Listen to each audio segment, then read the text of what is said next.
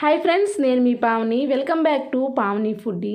ఈరోజు ఈ వీడియోలో గులాబీ పువ్వులు అయితే చేశాను. చాలా క్రిస్పీగా అయితే వస్తాయి. పర్ఫెక్ట్ కొలతలతో అయితే ఈ వీడియోలో చూపించాను. వీడియో మొత్తం స్కిప్ చేయకుండా అయితే చూడండి. ముందుగా ఒక బౌల్ అయితే తీసుకొని దాంట్లోకి 2 కప్పుల మైదా అయితే తీసుకుంటున్నాను. 2 కప్పుల మైదా తీసుకున్నాం కాబట్టి నేను 1/2 కప్పు బియ్యం పిండిని అయితే తీసుకున్నాను. 1/2 కప్ అంటే ఒక 4 టేబుల్ స్పూన్లు అయితే సరిపోతుంది. అదే కప్పుతో 1/2 కప్పు షుగర్ని అయితే తీసుకున్నాను. ఇదైతే కరెక్ట్గా అయితే తీపి కూడా సరిపోతుంది.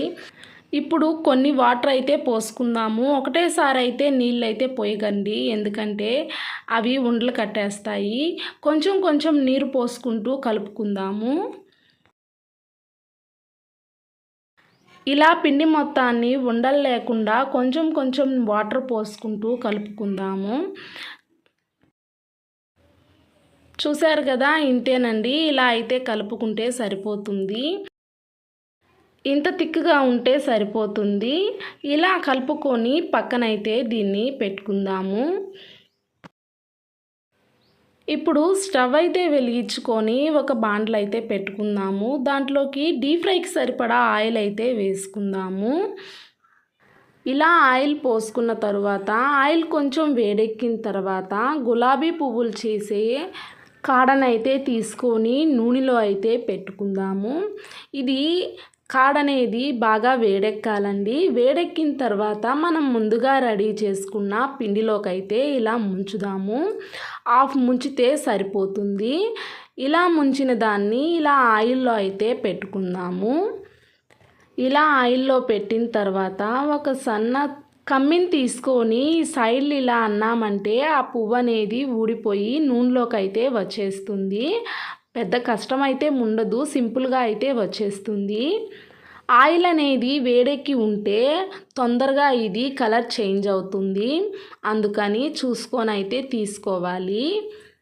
అలాగే ఒక పువ్వు వేసిన తర్వాత మళ్ళీ వెంటనే అయితే దీన్ని పిండిలో అయితే ముంచకూడదు. మళ్ళీ 2-3 నిమిషాలు నూనెలోనే ప్లెయిన్గా పెట్టేసి తర్వాత పిండిలో అయితే ముంచాలి. ఇలా ముంచడం వల్ల పువ్వు అనేది మంచి షేప్ అయితే వస్తుంది. ఇలా 2-3 నిమిషాలు మళ్ళీ ఆయిల్లోనే పెట్టి అప్పుడు పిండిలో ముంచుకొని మళ్ళీ పువ్వుగా వేసామంటే చాలా పర్ఫెక్ట్గా వస్తుంది. ఇలా అయితే మీరు ట్రై చేయండి. చాలా సింపుల్గా అయితే అయిపోతుంది. ఇంట్లోనే చేసేయవచ్చు. పిల్లలు కూడా చాలా ఇష్టంగా తింటారు. బయట దొరికే వాటికన్నా ఇలా ఇంట్లో చేసుకున్నారంటే చాలా టేస్టీగా ఉంటాయి. అంతేనండి, ఇలాగే అన్నిటిని అయితే వేసుకునేయచ్చు. చాలా సింపుల్గా అయితే అయిపోతాయి. చూశారు కదా, నేను చూపించిన విధంగా పర్ఫెక్ట్గా అయితే చేశారంటే చాలా బాగా వస్తాయి. మీరు ట్రై చేయండి. మీకు ఎలా వచ్చిందో కామెంట్ అయితే చేయండి. అలాగే వీడియోకి అయితే లైక్ చేయండి. మన ఛానల్ని ఫస్ట్ టైం చూస్తున్నట్టయితే సబ్స్క్రైబ్ చేసుకోండి. మరిన్ని వీడియోల కోసం పక్కనే ఉన్న బెల్ ఐకాన్ని క్లిక్ చేయండి.